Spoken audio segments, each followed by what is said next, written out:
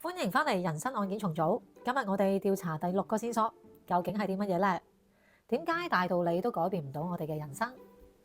我最近咧睇咗套新戲，一睇個主角咧，我就有少少猶豫，究竟應唔應該睇啦。因為呢套戲咧，佢係飾演一個溫柔嘅牧羊人 George，但係咧個男主角咧，竟然咧係我哋平時喺銀幕上咧見到一個最強最爆烈嘅狼人嗰個男主角飾演嘅。但係睇住呢個咧，之前日日去拯救世界嘅猛男喺套戲入邊咧，係好溫柔咁樣咧，每晚對住一班羊咧喺度講故事噶。而呢一件事咧，徹底啟發咗我嘅。套戲名咧，我就唔劇透住，聽日大結局我哋就會揭曉噶啦。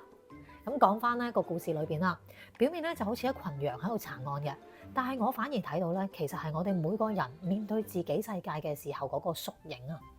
之前嗰幾日咧都分享咗咧，唔同主角裏邊咧，究竟可以啟發到我哋人生啲乜嘢嘅，大家可以去睇翻前面嗰幾集。咁講翻啦，喺故事裏邊嗰個東陽啦，經歷咗咧由人哋定義到重新定義自己，由好驚面對真相嘅莉莉啦，經歷咗由逃避痛苦到學習承受痛苦。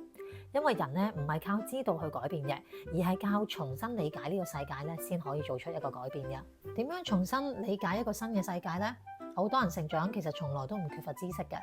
而係咧我哋點樣將知道嘅嘢真正運用出嚟。而喺銀幕上咧，狼人咧只要換咗一本劇本咧，都可以變成一個溫柔嘅牧羊人啦。你呢？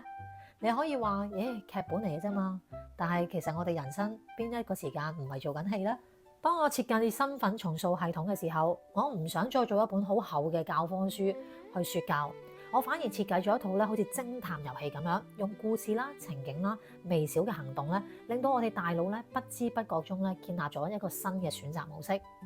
因為真正改變人生嘅，從來唔係嗰一刻嘅感動，而係每一個微小嘅新習慣。但係如果咧仔細啲咁樣睇啦，呢部戲裏邊咧，其實每一隻羊咧都代表咗我哋內心嘅一部分。聽日咧就係我人生重案組最終嘅大結局，我將會咧為大家咧拼上最後一塊嘅砌圖，親自咧同大家揭曉喺呢一部咧1年6日咧都秘密咁樣指引住我哋嘅重案劇名究竟係啲乜嘢。我哋聽日大結局見。